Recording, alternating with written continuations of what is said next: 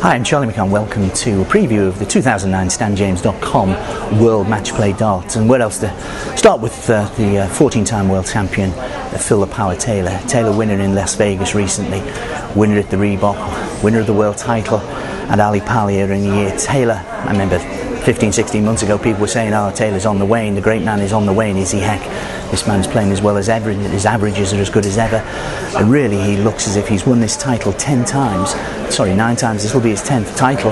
This is 7 times he's won the StanJames.com World Matchplay. This will be his 8th, this is only in 10 years, remember.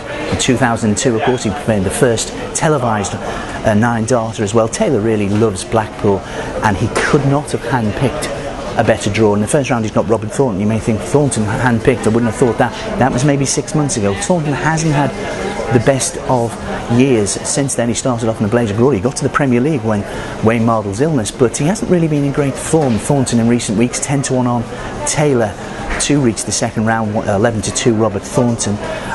Taylor really is 8-15. I don't think he could have handpicked his draw better. He'll play Wes Newton or Kevin Payton. Kevin Payton won't be daunted by the Power, but the Power is averaging 106, 107 relentlessly at present. Then it'll probably be Adrian Lewis or Colin Lloyd, and maybe in the semi-final John Part. I can't see anyone to stop the Power reaching the final on July the 26th, but who will he play? I think the other half of the draw is absolutely fascinating. Raymond van Barneveld is 7-1 second favourite with ourselves, with Stan James.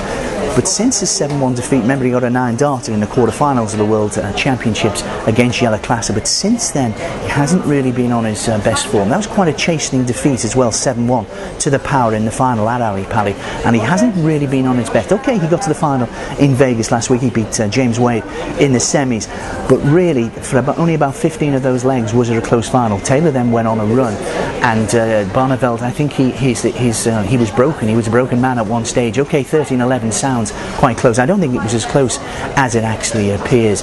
I don't think if they get to a head-to-head at this moment in time, I don't think Van Barneveld has the mental strength to cope with Taylor.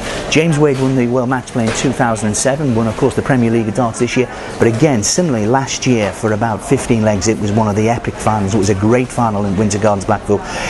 Wade went head-to-head with Taylor, but he only went head-to-head with him for about 15 legs. 18-9 it was in the final to Taylor. You know, James Wade might be called a machine. It's Taylor who is remorseless, Taylor who is relentless. 7-1 Van Barneveld, 15-2 Wade for the StanJames.com World Matchplay. 11-1 Gary Anderson. He's the interesting one in my opinion. He's only joined the PDC in February this year, had a 9-darter in Derby, heavy score. He got beaten in Vegas in the quarterfinals by Taylor 10-6.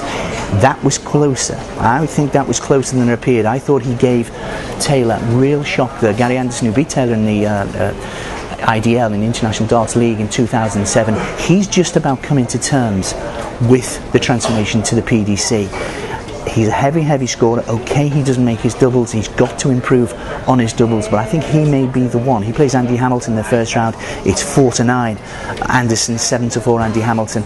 I think at 11-1 he represents, if there isn't value, I think Taylor will win. I think Taylor is as one of the best sportsmen on the planet. 8-15 though, are we going to get rich doing that? I think there's a 10th StanJames.com World Matchplay title for the Power. But Gary Anderson, if he doesn't win in Blackpool, I think he's one to watch for the rest of the year.